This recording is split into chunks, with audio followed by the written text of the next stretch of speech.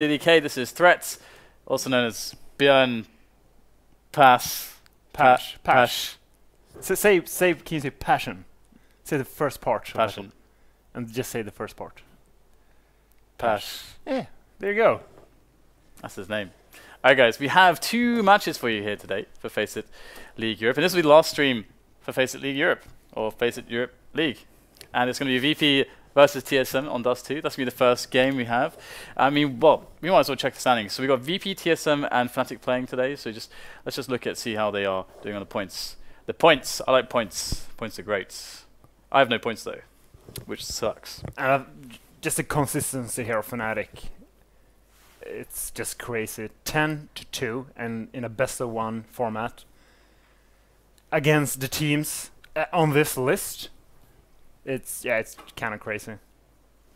Yeah, I mean, as far as things go with this, do you feel like there's any super surprising results? I mean, for me, I'm like thinking, Na'Vi, what is going on there? 8 losses, Na'Vi.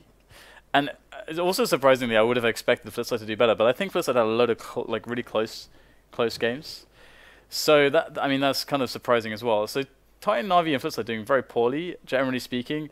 TSM and Envious and NIP all kind of just doing just enough. It's only really Virtus.pro and Fnatic that have really stood out. And to be fair, I think we can't really count easily one of the results from Virtus.pro, which was yesterday against Fnatic, who were using like 3 different stand-ins. Yeah, that was. And multiple DDoS. It was a really weird game. And I mean, Fnatic, they're already qualified as well, like 10 wins. So yeah, generally we can see the lay of the land here with all these teams. And yeah, so let's talk about our first matches. We have, of course, the Virtus.pro game against TSM, and that's going to be on Dust 2. And that's a choice of Virtus.pro. So that's actually a little bit interesting because, you know, Virtus.pro... They picked it versus TSM? Yeah. That's very surprising. Right, exactly. So because I was, that's clearly a pick from TSM, and I would like be surprised that Virtus didn't veto it almost. Yeah. Exactly, yeah, because you don't really usually see Virtus.pro playing Dust 2. Yeah, and that's interesting though. Maybe they have something special planned versus TSM. Well, we can talk a little bit further about this whilst we're doing our Vulcan, because we are going to have to select the players that we think are going to be doing some fragging. And we're not good at Vulcan. We suck. Yeah, we suck. So, I would start... I'm actually going to favor TSM versus Virtus.pro. Even though TSM haven't been playing great online recently, I would still favor them. So, boom. And Dust 2. Which map are they gonna play versus Fnatic? Cash. They chose it against Fnatic as well. I would actually say Cajun B. Playing the car position on Dust 2 is very good at that position. And he's generally just good on Cash as well, so... Yeah, I'm gonna pick Cajun B. Who are you gonna pick? Let's look at Fnatic real quick. Okay. So, I'm gonna have to take JW. Oh, he was really cheap. Yeah, he's very cheap, and it's Dust 2. He's going to get a lot of opportunities to do a lot of damage. And I think Olfmeister is kind of like simple in the way that you have to pick Olfmeister. So I'm going to pick Olfmeister. Yeah, Olaf is a really good choice on Cash as well. So, and they will be playing TSM. And just generally, from what we've seen online recently of Fnatic, it's hard. You cannot not pick Olafmeister, to be honest. As far as the shot caller goes, though, I think if we go back to TSM, it would make sense to try to find or predict the player that we think is going to do well in both maps for TSM. So they're playing Dust 2 and they're playing Cash against Virtus.pro on Dust 2, and then Fnatic will be on Cash. So, what do you which play? I mean, do you think Cajun B should be the shot caller? Like, do you think there's value to do that, or what would you say? It's very difficult to make this call, but if I would just guess, it would be maybe Cajun B or Dupree. So just a 50-50 chance. Let's pick Cajun B to be our shot caller. Okay, that's a very interesting one. I mean, maybe it's not the best one, but like if you want to get a good place on Vulcan, you have to take a risk, I guess. I actually think we should actually be able to take Device as well, because it's always hard like not taking Karrigan, as we have created this situation now. But I like Device in the last 2 games that he plays usually for TSM, as well as the fact that I think he should be able to do pretty well in cash. I think he'll have a lot of opportunities on both maps. So I think we have our 3 TSM players there indeed. So now we're gonna have to choose somebody from Virtus Pro, and they're playing on Dust 2. So Pasha, Pasha's very good at AWPing on this map. I would pick Bialy, because he has been so good the last few days. Only based on that, and Pasha as well. If we can afford him, it means we only have. I don't actually think we can take. No, we can't take. Okay, well, okay. Who do I mean? Devices. We could always remove Device and take Karrigan instead, and then we'd be able to afford both of them. Yeah, let's do that. That's Device is so expensive. Yeah, it's unreasonably expensive. Yeah, we will have just enough money now to actually complete the team. Oh, we need one more, yeah. Well, who are we gonna pick? So we're kind of limited to Taz. Yeah, well, I guess we're gonna take Taz. Yeah, I think that's actually fine. I think actually this is a kind of decent pick wise. Are you happy with the shot caller being cajunb? Yeah. Because it's kind of a random call. Taking a gamble on a TSM player is correct, I think. Yeah, exactly. That's what I think. It's very hard to predict who's gonna play best in TSM because they're so evenly skilled in that team. So we're just going to take a risk and pick kajunb. Okay, I'm good with this. I'm good. I wonder if we can actually do well. I wonder if we will actually be able to do well in one of these Valkyrie picks. This is the last one. And not come last, which we usually It's our last one. So it better work out for us. Alright guys, so again we can just talk a little bit about the first match. So Dust 2, Virtus Pro TSM. Again, you don't really see Virtus Pro playing Dust 2 almost ever these days. It's been a long time since they would play it, and it usually would just be that they would leave it into a map pool. They'd be playing like NIP, and NIP would be like, oh, I'm going to pick Dust 2 against you, and they'd be like, okay, we're fine with this. That's okay. Like it's such a normal map. Like they're not like a particularly Dust 2 focused team. No, I mean they do play it some time to time, and they have some cool strats. They have their famous long fake to short push, where I think they use the best spawn, just run up long. They have 3 people who just keeps flashing over long while they are running towards short, just keeping the guys on A on long and just pushing short. So I wouldn't be surprised if we see some like fast A plays from Virtus Pro, which is kind of refreshing in the current meta because usually you just do the default ST every round. I think that probably TSM will do. Just take mid, take short, go from there. Yeah. So usually nothing happens until the 1 minute mark. Yeah, and you guys were saying 70-30, 60-40, so that I think that's about right. You would expect the TSM should be pretty solid here. Because the thing I like about them as well, due to the fact that they are really good, very skilled players, is they're not really complicated either. The way that they play is very stable. They don't do anything crazy. They don't do a lot of crazy aggression on Dust 2. They actually can play a lot of more passive setups. Sometimes they'll go a little bit gambly, and they can actually do so properly against a team like Virtus Pro. They're actually one of the teams you were describing yesterday, a very cool play to do when you're behind, but you can have a buy. So let's say you're like low on grenades or something, you need to take an advantage. Most teams will say, okay, we'll have to be aggressive somewhere, but instead they put 3 towards B, but they show what looks like a setup, which should be a weak B setup, but in reality they got 3 on B, basically. Can you describe that better than I just did? Because you know what I'm talking about. Yeah, because if you're playing the default as T, usually when you gain control of short and you push out a tiny bit in mid and you see, okay, no one is close to the mid doors, it usually means they're playing passive towards B and they have a defensive setup on A, which means the rotation towards B is very slow, which then means that you're usually going to go for the B split. It's a very common play. At least you're going to fake the B split. And I've seen TSM a lot of times, they actually just stack 3 people towards the B side. And a good thing about that is if it works, if let's say Virtus Pro will do a B split and they have 3 people on B, it will make them question themselves every time they're going to make the B split call after that point. Right, yeah. Are they faking it or not? And then that also commits them into trying to make deeper information plays, which is just inherently more risky as well. And so, yeah, it's really cool at the very super high level, where all the teams are trying to play very consistently and try not to take too many risks. And that's kind of why Fnatic are funny to watch right now, is because they've just decided that we don't really care, and we just completely abuse our skill as much as we physically can. And it's very fun because, again, the points for them, they've been qualified for ages. They're 10 wins, 2 losses. They don't really care, to be honest. Yeah, they are one of those teams who can just keep challenge mid, as CT does too, and they will consistently get rounds. And that's extremely rare because usually that aim duel is kind of random. Yeah. But apparently not for Fnatic. Yeah, of course. Well, they have pretty good performances lately. And it's very cool as well if you have one guy who's playing like super well and you're already like the best team, then that raises everyone else's level because everyone kind of feels like this bonus morale almost, and you feel better and you perform better and you can reach further.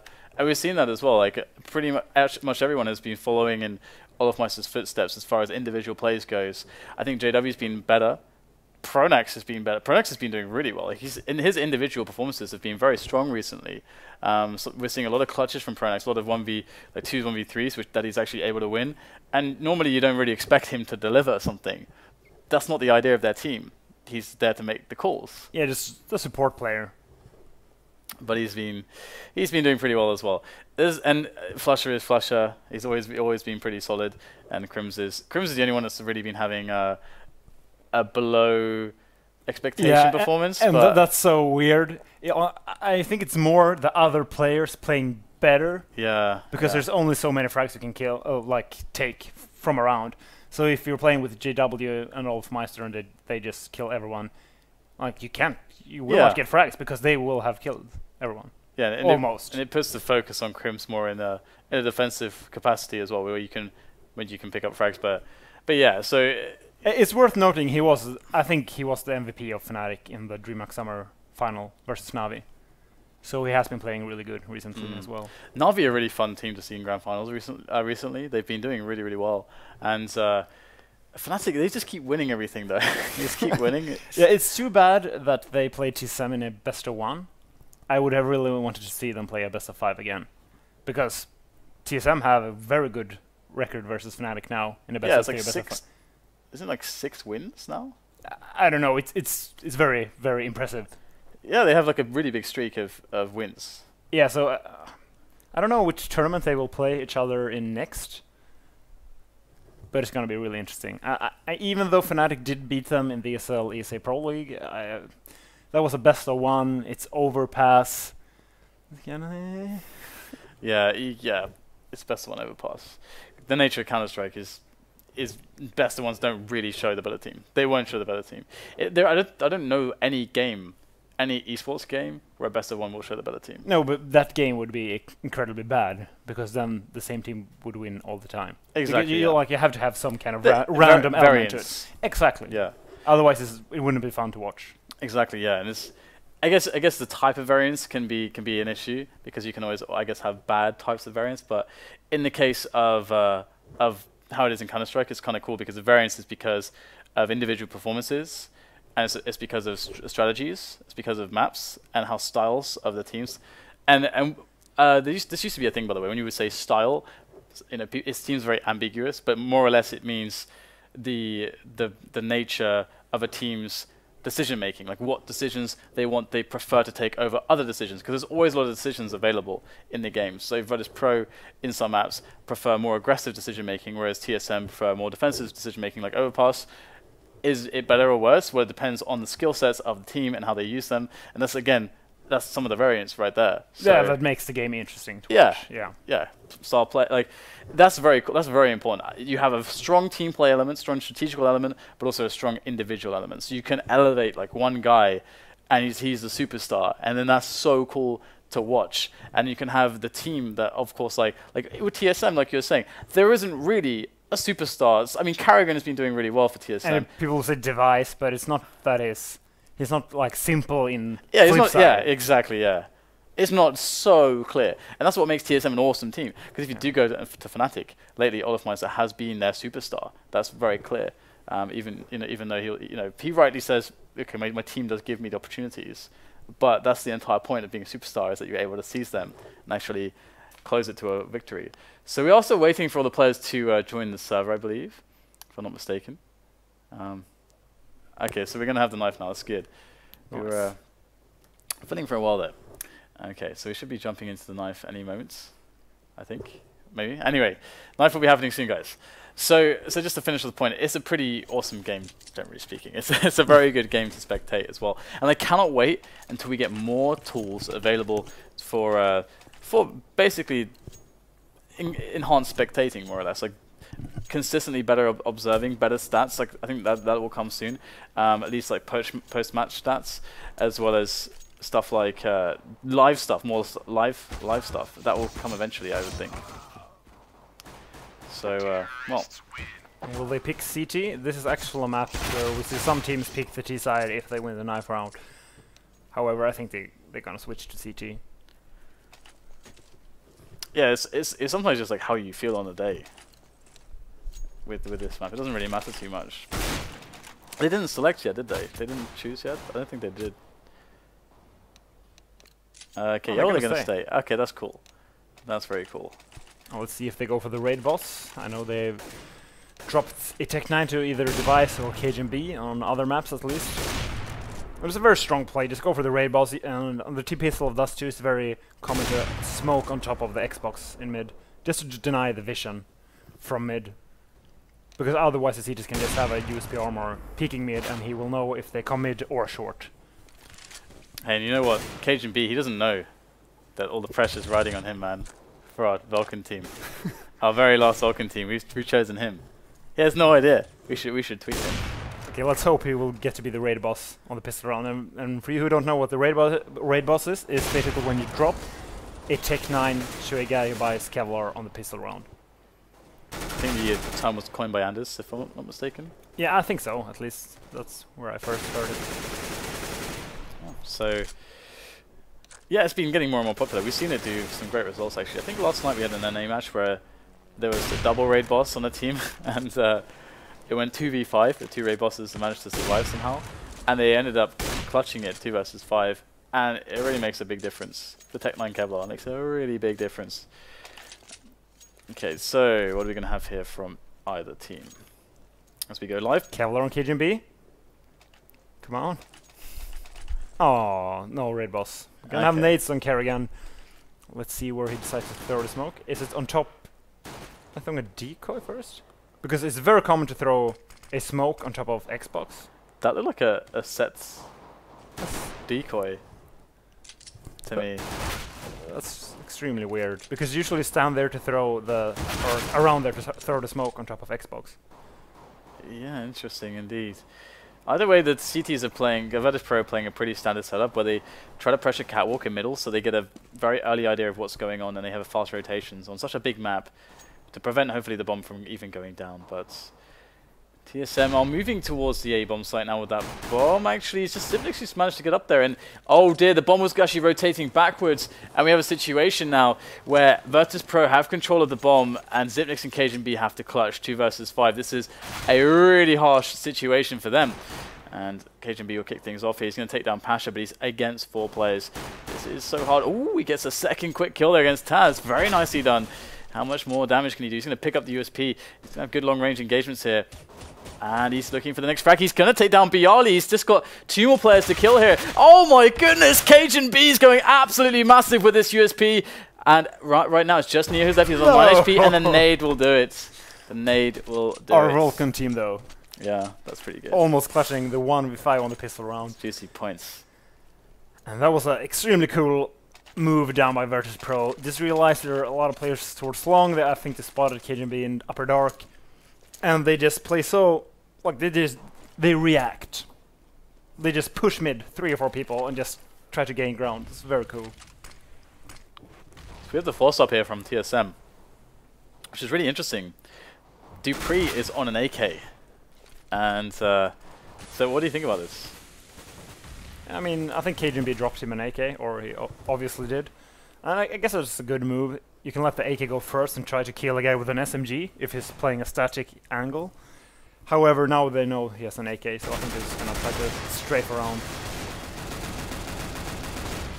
And there's a few players who can pick that one up. Device has got some head armor as well. The only other player with head armor besides Dupree is going for that entry against Taz. He can't find it quickly enough. Taz has spotted, meanwhile, the entire team. And Virtus.pro moving with the aggression on A long, and Taz will finally go down, but they are going to lose the AK. Pasha's going to pick up both players. and the last one, and grab himself an AK. So that force-up was completely unsuccessful. What do you think the...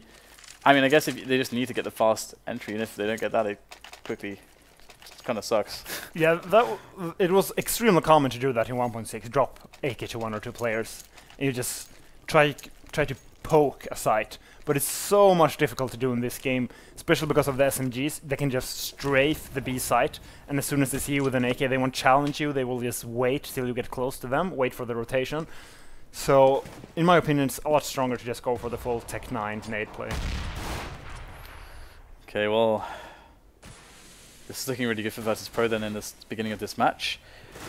We will have Snax claiming a quick kill with the MP9 onto Cajun.B, and that's going to allow Virtus.pro to start building that bank. Building that bank. And here we go. One quick kill there from dupreeh as he makes his way onto hopefully a conversion with the MP9. That would be nice, but he pulls out the nade and he gets finished off. An untimely demise for TSM there in that round as we go 3-0, and the bye is now in order for TSM. What are they going to do with this though? As we talked about earlier, TSM is a team that just want to play the basics, so wouldn't be surprised if they just go for a default here. 2 people going towards dark. Should be a very slow-paced default round here from TSM. Alrighty then. We have the AWP on Snax, and they're going to make TSM are going to make it up to A long for a quick push. Virtus.pro, they're able to deny them. Bjarty in with a double.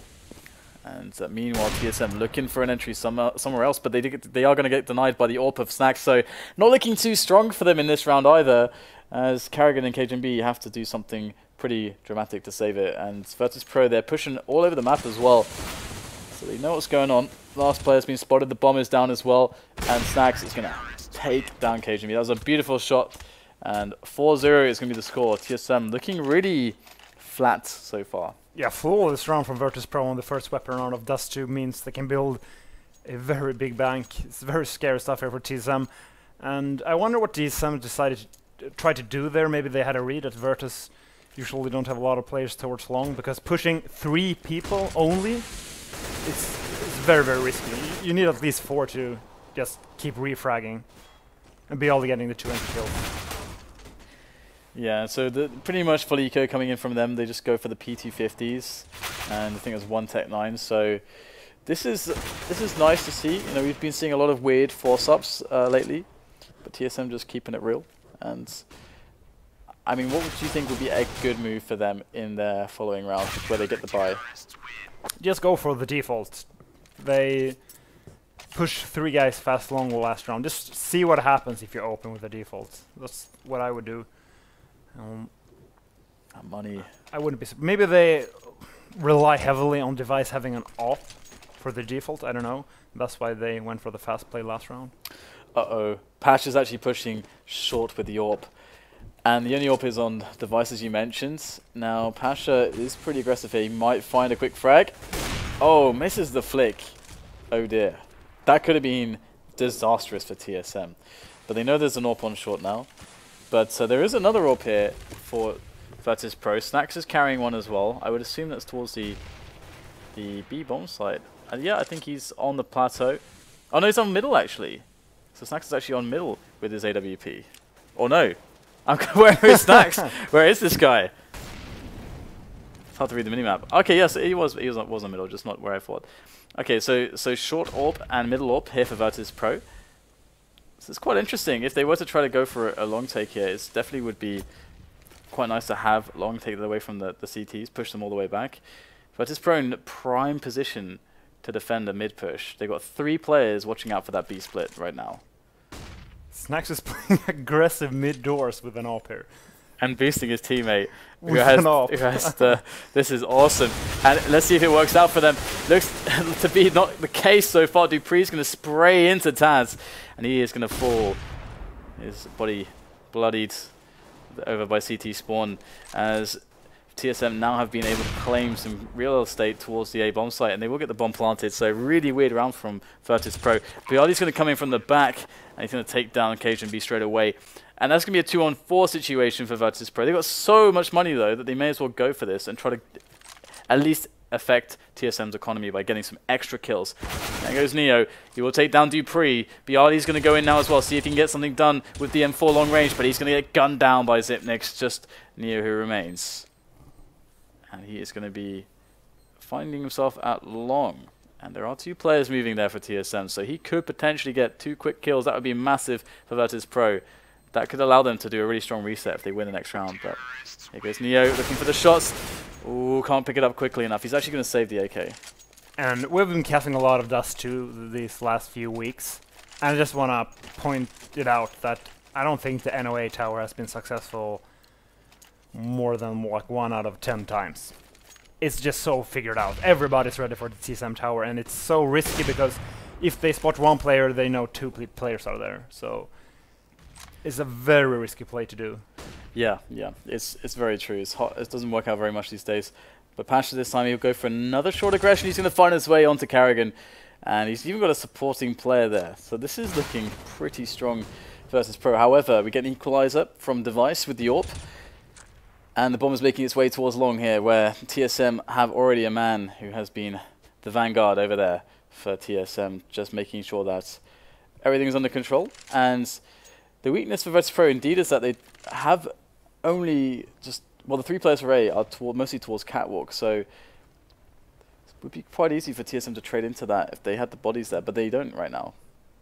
Yeah, this is a good decision from TSM. If you have long, just going for the simple long push is usually the best option. It's very hard to defend from the A side. And TSM do have a player moving up into short. Now, if the timing is correct, and that there is this distraction from these short players into the A bomb site, as the push does come in, then the timing could work out that a huge flank could just crush Virtus.pro.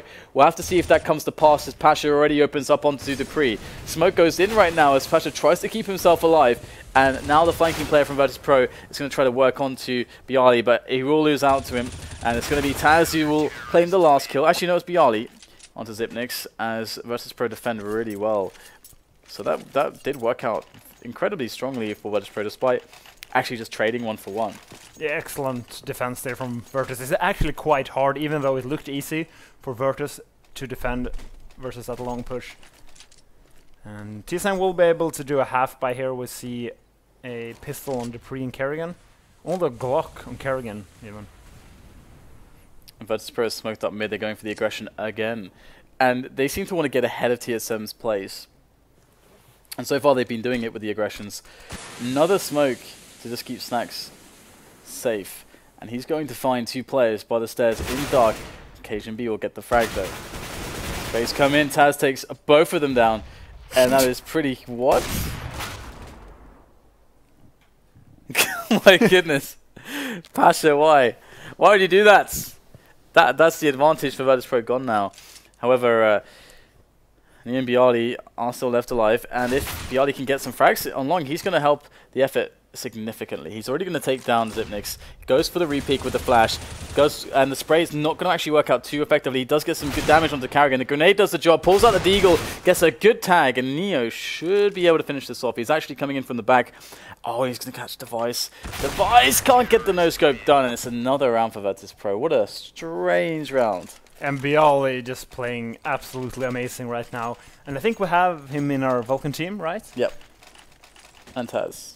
Yeah, it's just awesome individual play there from byali. So 7-1. So it seems like Virtus.pro are consistently being aggressive against TSM, and it seems to be working every time. Yeah, and TSM is forced a full eco now as well. Perhaps this is the reason why they wanted to play Dust 2 against TSM. Maybe they feel like their aggressions works very well against this team. Yeah, and if you look at the playstyle of Virtus.pro, it actually fits Dust 2 in the way you can play very reactionary as CT. You can just have the AWP move around, you can play aggressive mid, you can do a lot of funky stuff.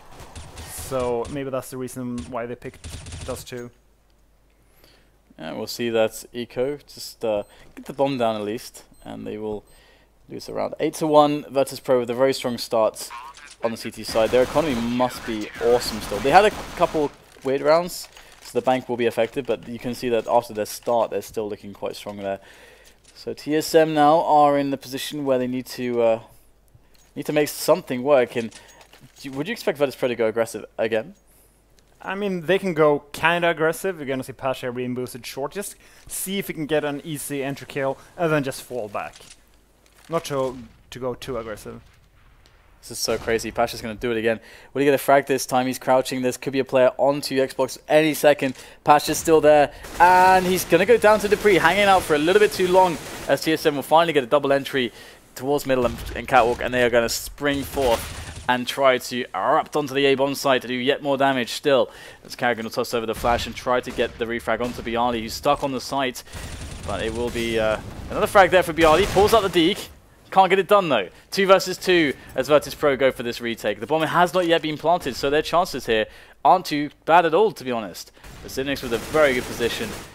And this is looking pretty hard here, but Taz comes in with a great kill onto Xyp9x. That's very important that he made that frag straight away, so that TSM could not play the numbers game. But Device, without planting, is going to go for the frag. He's going to be rewarded with it, and TSM will pick up a round. Yeah, great stuff there from TSM, just adapting to the playstyle of Virtus.pro. You could see they adapted by throwing a flashbang to stop the aggression from short. Pasha got completely blinded, bought enough time for dupreeh to go from lower dark up on top of Xbox and kill Pasha. So, just great play there from TSM. So, as far as this match goes, it's just been a little bit weird. Yeah, I actually agree with you. However, TSM have had a lot of ecos. Weird in a good way. Yeah, I agree. I mean, Virtus is just playing great Dust 2. Yeah, Yes. and well, it's not just great Dust 2, but they're playing an unorthodox style of a lot of aggressions, and they're giving up long all the time. There is very little long presence from them. They've often just said, okay, we want to boost Catwalk, just loads. Yeah, So just put Pasha on Catwalk all the time. I wonder if they played aggressive long the first weapon round, where TSM did the fast 3-man push, where byali got 2 kills. Maybe they thought after that, okay, they got completely shut down doing the fast long play, maybe they're not going to try to do that again. So let's refocus towards mid instead, because it's very likely just going to go for a regular default, which means you won't push long first, you will take short first. And then just stop them by boosting Pasha, playing the NOA tower. I mean, it didn't work the last round, but if they got to the point where they're up 8-1 before TSM were able to adapt, I mean, that's good enough. But wouldn't you expect them at this point to start thinking about either like fast B plays or quick long takes? Because those are the 2 ways to circumvent where the strength is early in the rounds for Virtus.pro. And to try to beat the pace before Virtus.pro's aggression can work can also maybe be a good way, as well as just being super passive to let Virtus.pro overstep. Yeah, I mean, I agree with you. But if you go for the long play, you don't know that they won't be long. I mean, maybe this round they will actually be there, and then you just might lose the round like you did the first weapon round, where byali got 2 kills. So that will always be in the back of your mind. Like last time we tried this, byali got 2 kills, we just lost the round right away. Do we really want to do that again? So it's a lot of mind games, and it just shows that I actually think Virtus.pro is one of those teams who actually thinks about that kind of stuff. Well, we are going to be back into the match here, guys. So let's see if TSM do go for a fast long take, if they are going to change their strategy here, because they are actually getting picked off quite often before they get into a play, before they get into any Catwalk control. So we're going to see, we'll see the normal 2-3. So had there been a long play, then they would have run into a very strong defense from Virtus.pro. So pretty good that they didn't go for it this time. But that also means that there's no cat presence this time around. And so now by TSM being there, playing their default, they will know, and they might actually look into mid now. Now that they've taken Catwalk, they will want to know, okay, are they set up for a stronger B defense, or are they weak to the B split? Yeah, so I wouldn't be surprised if they just take a peek out of mid, just clear the mid doors and see if someone's close towards C to spawn. Because you want to know where that third guy on A is. Is he playing towards A, which he is doing right now? We can actually see he's playing the goose position up here, Taz. Or is he playing in C to spawn?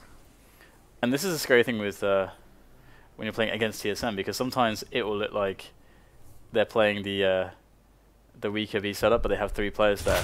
Snax will go in for an information play here in Upper Dark. He's going to be rewarded with the kill, taking down Cajun B.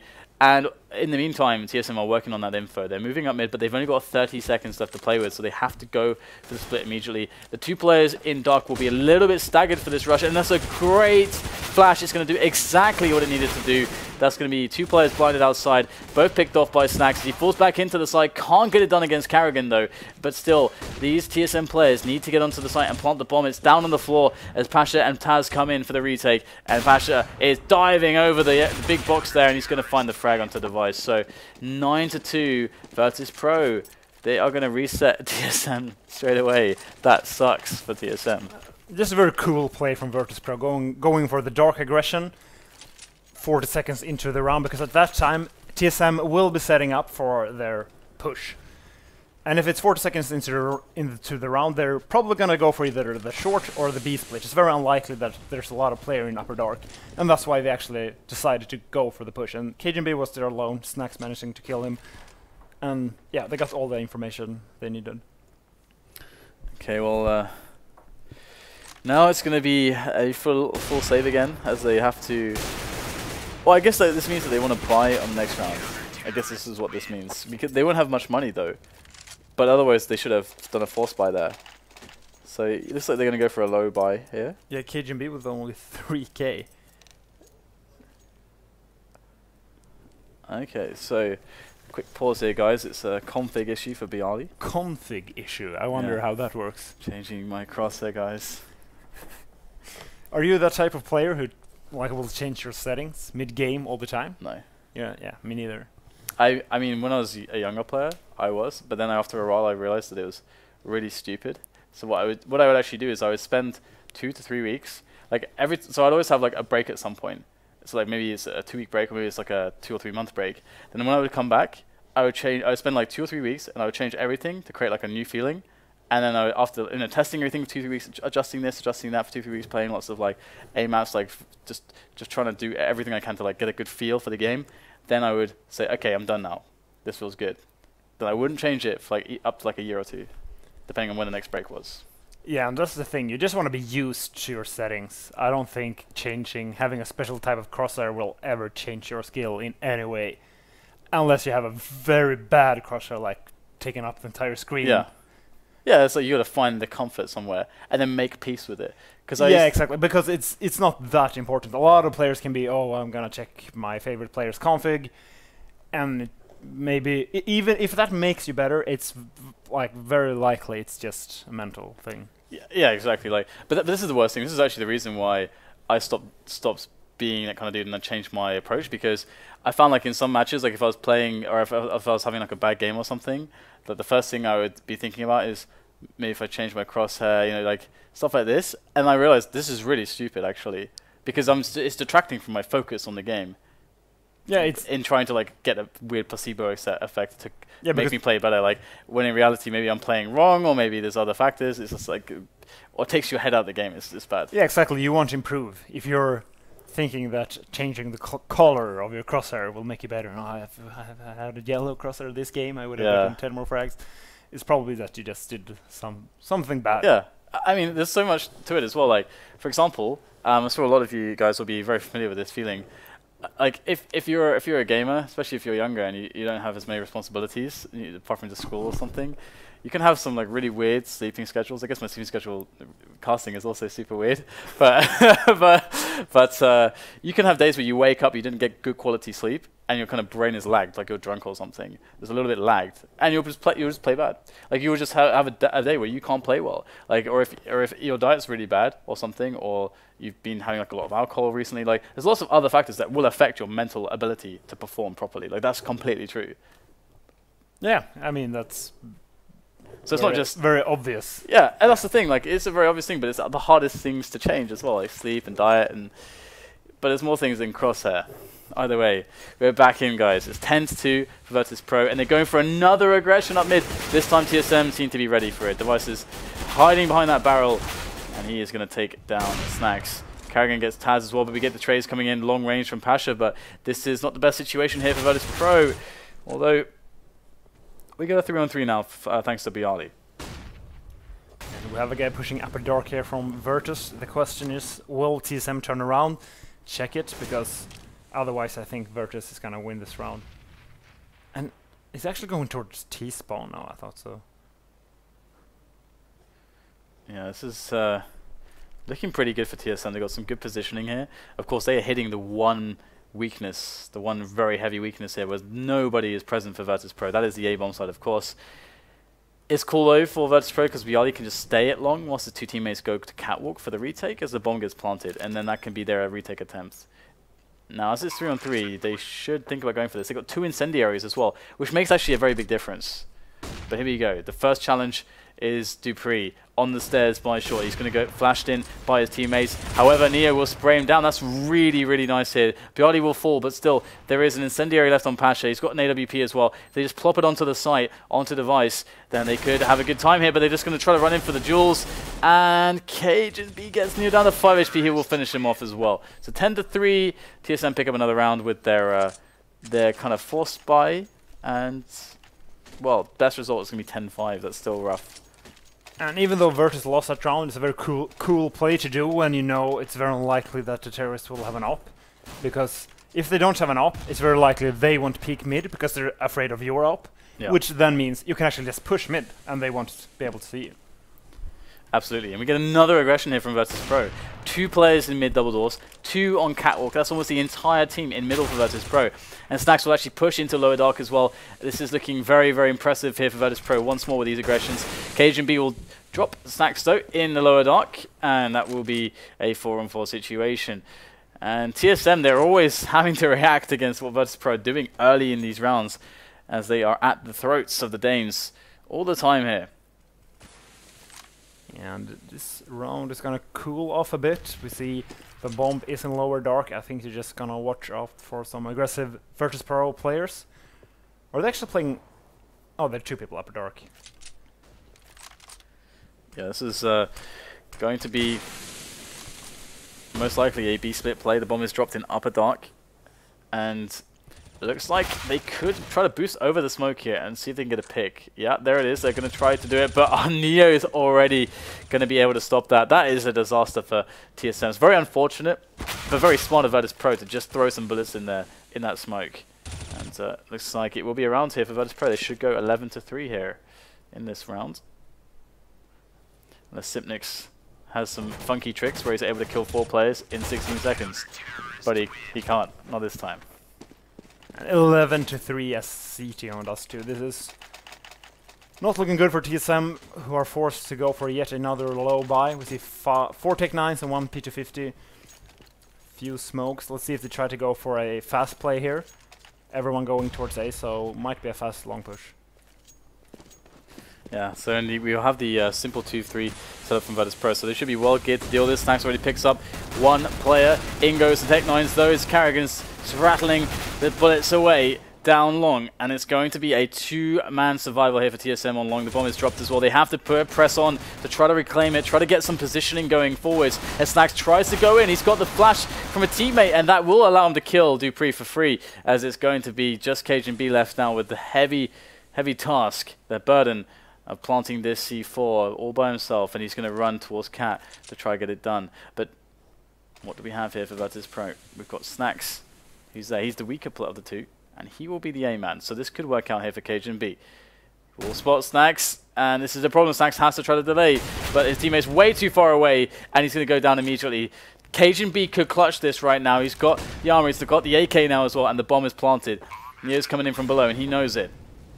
So KGB will turn the corner slowly towards slope, and Neo is just jumping around. KGB might spot a glimpse of him there, and the jump from Neo will allow KGB to get an easy frag, and 11-4 will be the final score in the first half. So at least they get one in the end, but still, 4 rounds is not very good. No, I mean, it's doable, but it's going to be very, very tough, especially since TSM is a team that they want a strong CT economy. They want the AWP on KGB, they want all the nades. They are actually a team that can actually let the terrorists go up the A side from short and just plant, and then go for a set retake. And if they want to go for a set retake, they obviously need all the nades they can get. Absolutely, and we do already have some minor aggression from TSM in the early round, just to see if they can get some info, but now they are falling back and retracting their players into more passive positions as they look for just the headshots going forwards. And 4 of them do have Kevlar, so they are thinking about the direct engagements in the purchase of the Kevlars. There is 1 kid on this on Sipnix as well. He's got an HE. And Virtus Pro now waits for a push somewhere. They've got players on A long, well, a player on A long, and they've got a player on upper dark as well. So it is suggestive that they are still keeping their options open. But they are going to go for the push now onto the A site. Pasha's in there with the first frag on the KGB. There's Zipnik's around the corner. He's got no Kevlar. Tosses in his nade. Finds a little bit of damage from it, but it's going to be Bialy who's going to just crush the A-long presence here from TSM. And there's not a lot that they really have to shout about at this point. dupreeh and Device versus 4 players of Virtus Pro. In goes Bialy, gets the first one, and now it's just dupreeh left alive for the retake on A. This is a very sad tale for the Danes, as dupreeh surely is going to have a lot of trouble with this effort. Let's take down Pasha though, and Taz is going to switch for the USP. Much better at these ranges, and he will claim the kill. 12-4, and Virtus Pro should have a pretty strong chance to win the match pretty soon. Yeah, TSM have to go. They just have to force buy. They're down 12-4. They are a team that usually want to go for the eco because, as I said, they want that strong economy, but I mean, they just need rounds at this point. Yeah, they've got to play that 20% chance of winning and just hope that they manage to pull it out this time. We do see the long aggression coming in here from Virtus Pro, and already TSM get a quick kill, but it is going to be the overpowering arsenal of Virtus Pro that will clean up the majority of TSM as they push on forwards towards that A bomb site to get the bomb planted. And Device is there with the scout. dupreeh's going to go down. He's alone with the scout now. He's going to try to save it. Snack's actually going for the Sawn-Off, which is fun. Not only JW, it seems, going for those Sawn-Offs these days. And TSM is in the worst possible position now. They will probably question themselves in spawn if they're gonna go for the force buy or if they're actually gonna go for the eco. Because at this point they know that Virtus will have a lot of more nades, which means it's even less likely that they're gonna win if they force this time around. However, if they lose this round, it means Virtus Pro is leading 14-4. Yeah. Yeah, it's an impossible situation, to be honest, and we'll see if TSM can get some damage with the pistols. So far, it's not really going their way. They do get some damage, but not too many kills. There's only 1 kill so far onto Virtus Pro. Snacks, who's now on the bench. Patch is going to clean up the B-bomb site, so bomb should go down there as Bialy picks up a kill over towards A-long as well. So pretty easy here for Virtus Pro, as you would expect. And TSM now, they're going to invest everything into this next round, and it's got to be the round that will start the comeback. And if it's not, it's game over basically. Yeah, they just need not only to win this round, but to win it in with a lot of players surviving. Neo actually going with MP7 here, and I mean that's a good idea. 2 players is without helmets here for TSM. Yeah, that's going to be really strong if he does come into those players with that MP7. But right now we've got the push coming in from Virtus Pro, the real push. It's moving in from the Beast bomb site now as dupreeh tries to defend. He's on the bomb site itself. He is pinned down at the moment by these Virtus Pro players, and they are going to take him down in the end. So 3 versus 2 for the Poles in favor of them. TSM look to try to reclaim the bomb site, but they're getting flanked all over the place, and Bialy's just going to spin around and take off the head of KGB. And once again, we suck at Vulcan. Yeah, however, Bialy is playing 28-6. Yeah, but we picked 3 players from TSM. KGB is top fragging for TSM. But he's still not positive, which means we're losing points, man. We're losing points all over the place. Alright, so it's the last attempt here for TSM to save themselves. They have the 2-3 set up, they've got the force buy, but Virtus Pro are in with deadly force. Zipnik's will claim the life of Bialy, but Neo's up on the bomb site. He is very happy to see that that is completely free for him, and he's going to get the drop onto KGB, and it's just dupreeh and Device left. And this is not going to happen here for Device. I'm calling it. It's not going to happen for Device, I'm afraid. As he does pick up the AWP though, but with 1 minute and 10 to play with in Virtus Pro with all the map, the entire map, it would have to be a series of rather large mistakes from Virtus Pro at this point to lose this match. Device is he gambling towards B? I guess so. He's kind of running away from everything at the moment. Okay, so he realizes that it's going to be the A plants. He'll come back in here from this angle. He does take down Taz with the CZ. Handily done. He does have a kid as well. And the bomb is ticking not incredibly fast, but it's getting there. Going to go in with the CZ there. Getting for the taps, but Neo will take him down 16-4. And it was a story really of a strong CT side for Virtus Pro here. Yeah, I'm very surprised. I mean, before the game, I did favor TSM, but I thought it was going to be a tight game. I would never expected Virtus winning 16-4. It just looked like they were better in almost every single way. The funny thing is that I think, if I'm not mistaken, there was also a game between these two on Overpass, which would have meant that it would have been the pick of TSM to play Overpass. It must have been, because this was the pick of Virtus Pro. At least that's unless it was wrong on the overlay or something. Yeah, I mean, it's very surprising for us to just watch the games in the league, but we don't see the practice games. We don't know. Yeah. And TSM did actually pick Overpass. They lost it, by the way, guys, 16-1 to Virtus Pro as well. So. And it might be they've had 5 rounds. The styles, because I think Virtus Pro have a good record versus TSM. So, and that's a funny thing, how style matches each other. Because TSM obviously have a very easy time with Fnatic. Yes, exactly. That's actually the cool thing. This is why it's really, really sad at the moment that Virtus Pro aren't reaching their potential in LAN tournaments.